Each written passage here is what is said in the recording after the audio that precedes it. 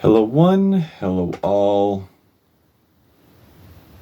It's the most underwhelmed ghost of them all, Caspa in the flesh. It's time for a review of Jack Harlow-Jackman. Jack Harlow is a Kentucky rapper, and this is his third studio album.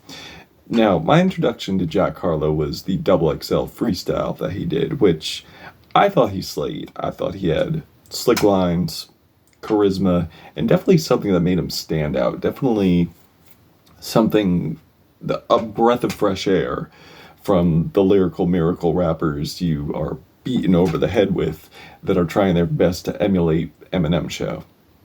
I'm sorry, but they exist, they're cringe, and I wish it would just go away. We had that era. That era of Eminem was great. We don't need another one. But now we have Jack Harlow, and I'm gonna be honest. When he dropped his debut album, I was very disappointed. I felt like the originality was not there. I felt like he was emulating Drake most of the time, tried to emulate Chris Brown, and it was just really just an uneventful album. Now, on his second one, he basically just didn't try. It was way too commercial, and I just didn't feel there was an effort there. And the production was just so bland and tasteless. Like, I just did not get that much enjoyment out of it. Plus, the lyrics. Lyrics are bad. Really, really bad. But on here, I feel there is a change that needs to be definitely addressed that I appreciate, going with the Chipmunk Soul samples. I do dig the griminess of the production. And also, I want to say that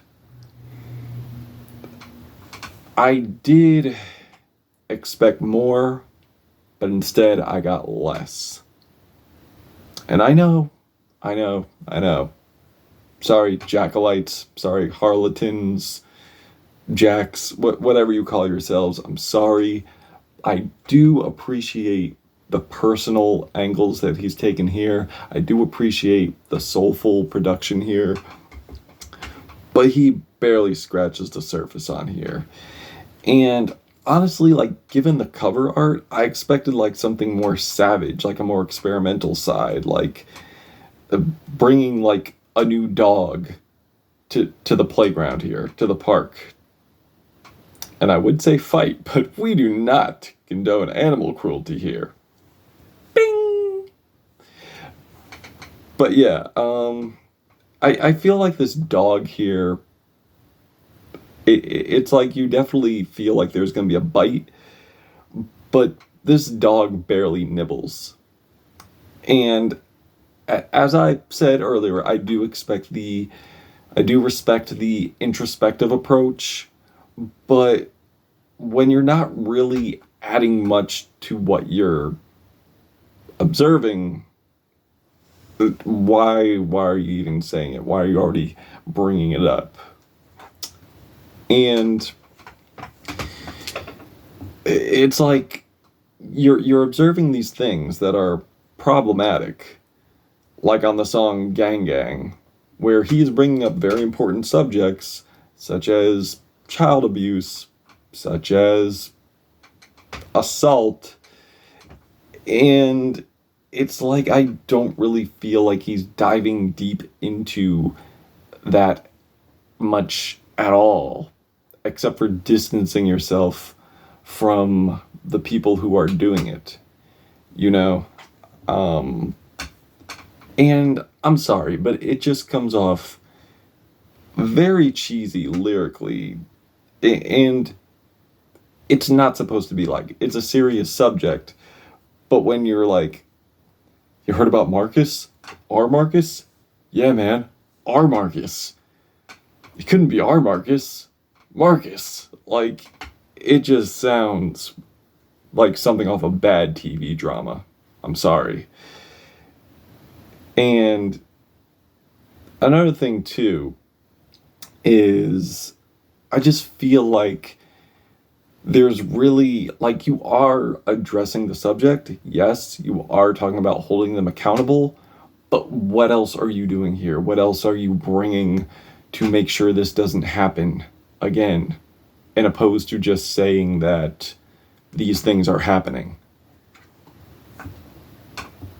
And another thing that just left a bad taste in my mouth is where he starts off the opener, Common Ground, where he's basically bringing us on like a detour of his town with some pretty questionable bars. And I understand that he's observing with no opinion, but when you're observing white dudes saying the N-word, you may want to have a criticism of that, especially if you're in a predominantly black art form that you're capitalizing off of. I don't know. Maybe that's just me. You might want to address problematic things such as that and have a critique on it. It's just not a good look. I'm sorry. And another thing is, what is with throwing ass in front of everything, like astonished and ass this? Like, it just comes off very, very cliche. Well, at least he's not talking about the taste of his semen and whispering it, so I guess that's a plus. And there is another track on here where it just sounds like Drake in like his early mixtape days. Why you'd want to resurrect that, I have no idea, but he tries to do it here, and basically romanticizing the toxicity in relationships with bars like, no breakups, no fights, okay, maybe a little fights. It just comes off as a really bad look. Especially when you're trying to portray yourself as like a do-gooder, but you're bringing in toxicity. Yeah, not the best look. Also, while I think in self-improvement is good, which he touches on, and I rock with that sentiment, on Denver, it's really hard to get into it when you hear like this clipping. There was a clipping here, and it just sounds so grating and almost distracting. I'm sorry. And also,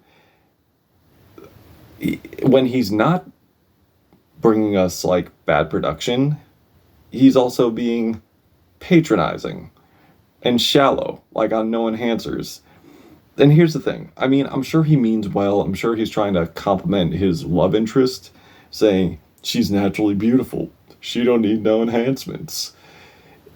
It just comes off as an insult wrapped in a compliment.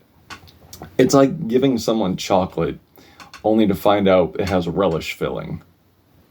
No thanks. And also I want to say a big no thanks to the ultimately tone deaf it can't be, as I was alluding to earlier.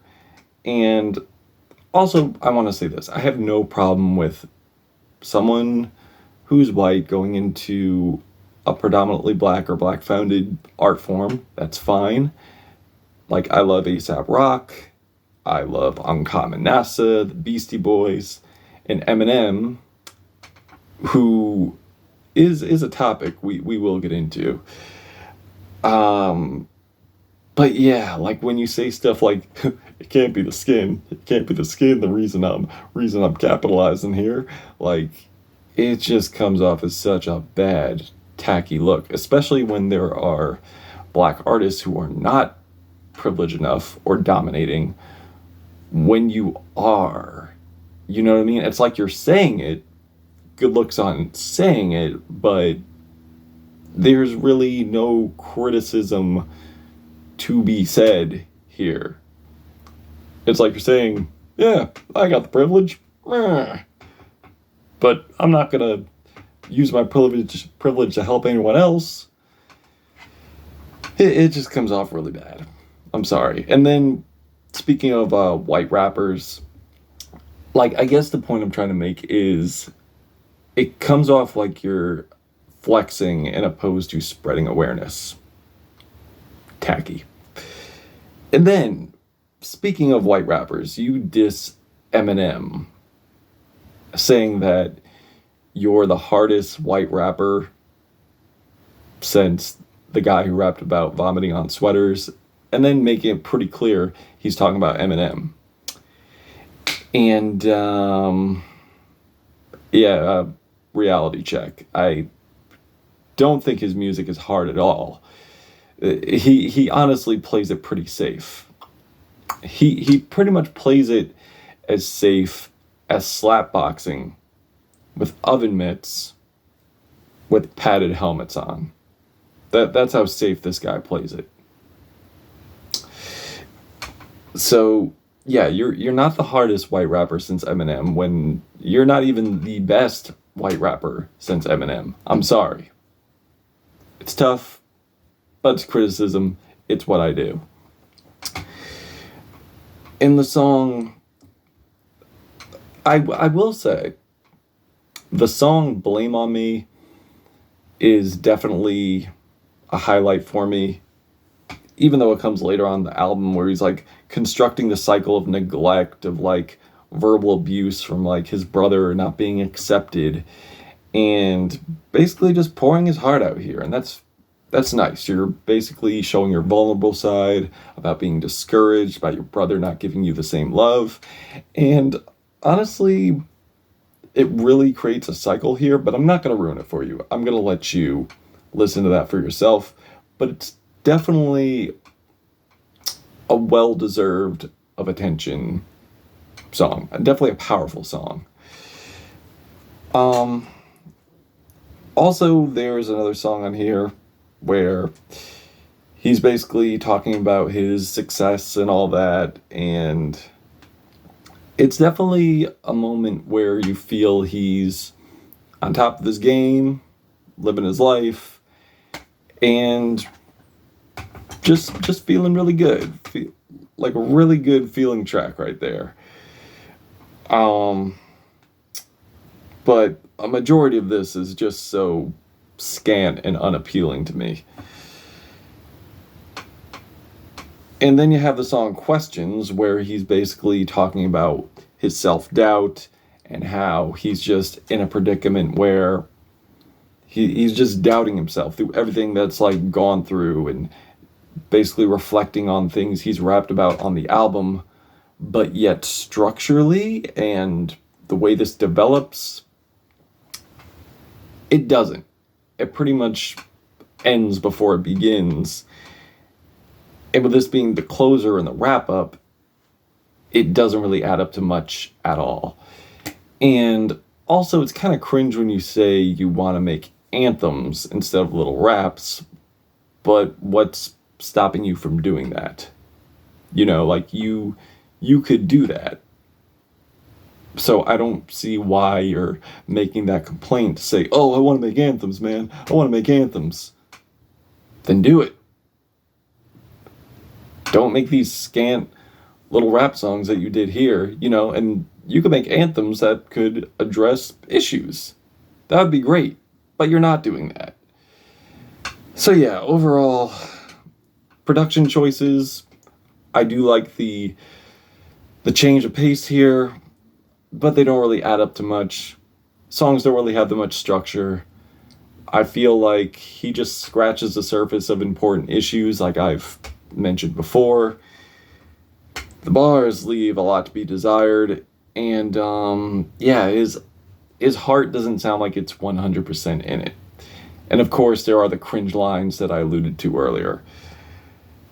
So, yeah, if the structure was better, if the delivery was better, and he pretty much was more in-depth here than he was on here, I think we could be looking at a great album.